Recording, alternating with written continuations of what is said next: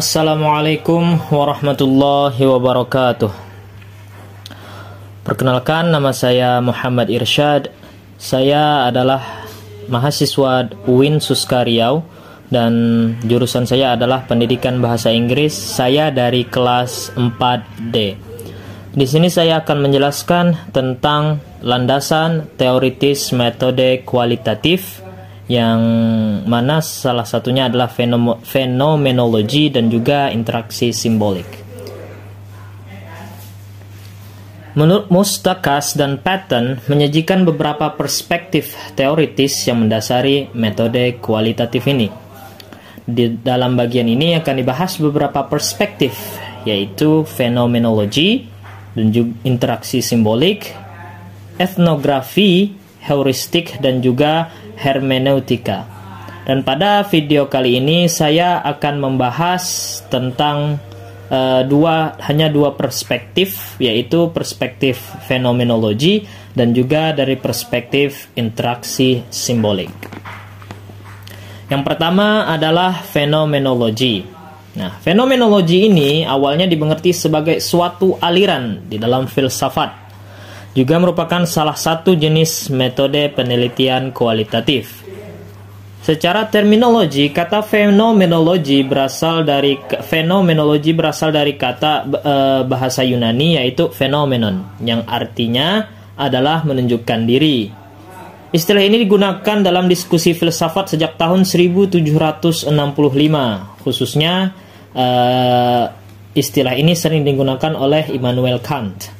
Namun, arti teknis istilah ini dipopulerkan oleh Hegel. Nah, bagi Hegel, fenomenologi berarti pengetahuan sebagaimana nampak dalam kesadaran. Pengetahuan di sini maksudnya adalah apa yang dipersepsikan oleh seseorang, apa yang dirasa dan diketahui melalui kesadaran atau pengalamannya. Nah, gagasan Hegel ini sebenarnya dipengaruhi oleh pemikiran René Descartes. Descartes mengatakan bahwasanya kita mengetahui sesuatu karena kita berpikir tentang hal itu. Penegasan Descartes yang terkenal yaitu adalah cogito ergo sum, yang artinya saya berpikir makanya saya ada. Sangat jelas peranan kesadaran dalam pengenalan. Jadi pada intinya adalah bahwasanya kesadaran merupakan inti daripada perspektif dari fenomenologi. Nah, pada awalnya studi tentang fenomenologi ini berkaitan dengan struktur kesadaran sebagaimana dialami. Karena itu fenomenologi terkait erat dengan pengetahuan tentang sesuatu sejauh menampakkan diri dalam pengalaman. Fenomenologi diartikan juga sebagai pengalaman kita tentang sesuatu. Hal-hal yang kita rasakan, hal-hal yang pernah kita alami, dan itu menjadi pengalaman kita semua, maka itulah studi atau hal yang dibahas dalam perspektif fenomenologi. Aliran ini sebenarnya merupakan tanggapan terhadap aliran positifisme positif yang menekankan dualisme tubuh dan pikiran, body and mind, atau antara kesadaran dan objek yang disadari. Bagi fenomenologi, dualisme ini tidak dapat dipertahankan karena manusia berada, menyadari dan berpikir dengan tubuhnya. Begitu pula dengan kesadaran. Kesadaran selalu berarti kesadaran akan sesuatu. Tidak akan pernah ada kesadaran yang lepas dari objek yang disadari. Objek dikenal dan menampakkan diri karena disadari oleh manusia. Jadi apabila objek itu tidak disadari oleh manusia, maka itu bukanlah sebuah kesadaran. Sehingga di sini dualisme tersebut tidak dapat disatukan, sehingga tidak dapat diterima dalam perspektif fenomenologi. Aliran ini dimulai di Jerman melalui Edmund Husserl, tokoh fenomenologi, dan kemudian dikembangkan oleh Alfred Schust, Merleau-Ponty, Whitehead, dan Gyorgy. Edmund Husserl mengartikan fenomenologi sebagai studi tentang bagaimana orang mengalami dan menggambarkan sesuatu. Karena sesuatu itu dialami, sehingga hal yang penting untuk diketahui adalah apa yang manusia alami dan bagaimana mereka memaknai serta menafsirkan pengalaman tersebut. Jadi intinya, perspektif fenomenologi ini adalah merupakan aliran sebagai landasan dari teori kualitatif, bahwasanya objek itu harus disadari oleh manusia, dan bagaimana manusia mentafsirkan objek tersebut, dan itulah yang disebut dengan fenomenologi berdasarkan pengalaman yang telah dialami oleh manusia tersebut.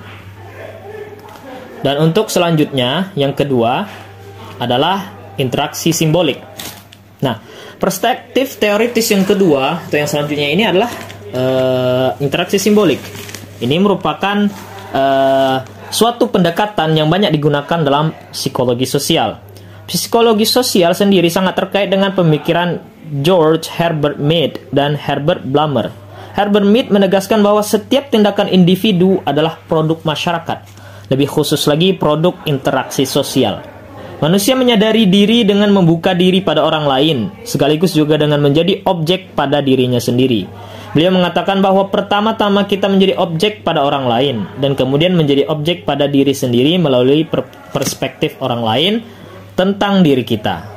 Lebih lanjut dikatakan bahwa dengan bahasa kita mengungkapkan diri, dengan bahasa pula kita menilai orang lain, dengan bahasa kita menjadi yang lain pada diri sendiri. Kita memahami dunia melalui arti kehidupan, meaning of living. Untuk memahami makanan, kita mengerti makan. Untuk mengerti tempat tinggal, kita mengerti rumah. Kuncinya bukan tindakan manusia, tetapi tindakan sosial. Kita mengerti sesuatu dalam konteks sosial. Maka dari itu, pada intinya di sini adalah interaksi sosial, di mana diri kita dijadikan sebagai objek, diri kita dijadikan objek sebagai interaksi sosial dari perspektif diri kita sendiri maupun dari perspektif orang lain.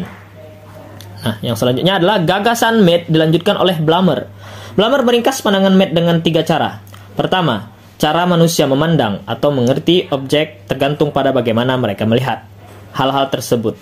Kedua, arti tersebut merupakan hasil dari interaksi antar manusia. Dan yang ketiga, arti-arti tersebut dapat berbeda dari waktu ke waktu. Dan kemudian Blumer mengembangkan 3 teori, yaitu teori tentang arti, meaning, bahasa, language, dan pemikiran, thought. Arti menurut beliau adalah aktivitas manusia terhadap orang lain dan barang, dan didasarkan pada arti yang mereka berikan pada orang dan barang tersebut. Interaksi simbolik menekankan prinsip pengertian sebagai pusat tindakan manusia. Kedua, tentang bahasa. Bahasa memberikan manusia suatu arti yang diungkapkan dengan simbol-simbol. Ketiga adalah pemikiran. Pikiran memodifikasi penafsiran setiap individu tentang simbol. Jadi, bisa disimpulkan bahwasanya dari 3 teori yang dikemukakan oleh Blumer ini, bahwasanya pada intinya adalah sosial dan